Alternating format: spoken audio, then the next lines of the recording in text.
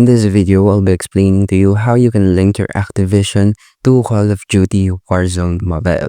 This is a created article by One Esports in order to guide us regarding this question.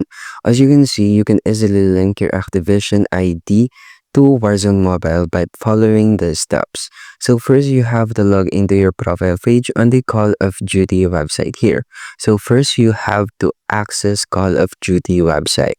So key in your email address and then input your password for your Call of Duty Activision ID, which is your ATVI account. Now you have to link your Activision ID to the platform where you currently play Call of Duty Modern Warfare 3 or the Call of Duty Warzone. And just use your Call of Duty Activision ID credentials to log into the game and your account should be linked automatically.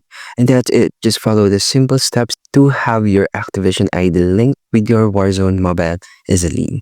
And that's how you can link your Activision account to your Call of Duty Warzone Mobile. And thank you for listening.